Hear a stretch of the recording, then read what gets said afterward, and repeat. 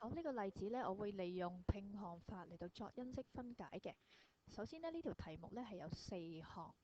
咁第一個步驟呢，就係睇下有冇一個公因式或者一個公因數可以抽取出嚟嘅。咁但係我哋今次發現係冇一個公因式呢係可以抽取出嚟。咁所以呢，我哋就用第二個方法，就用拼項嘅方法啦。咁我哋將佢試下調位啦。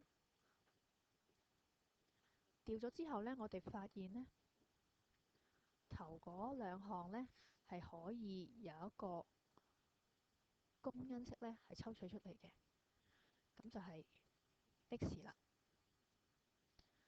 咁我哋可以先做咗頭嗰兩項嘅抽因式，入邊剩翻 y 減1，然後後邊嗰兩項呢照寫翻出嚟。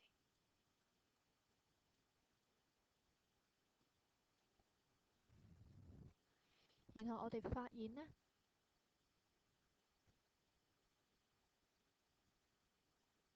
後邊 y 前面 y 減1同埋後邊1負1加 y 呢，其實好相似嘅，不過係個位置調轉咗。咁我哋嘗試下呢，可唔可以將佢調轉啦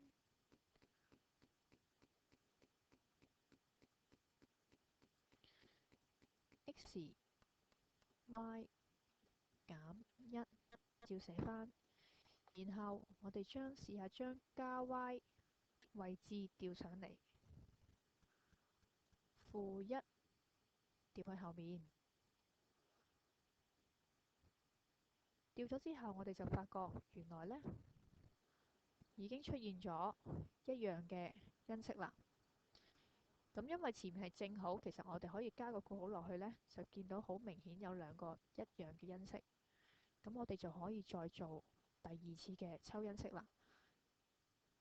咁一樣嘅因式呢，就係 y 減1，剩翻落嚟嘅呢，就係 x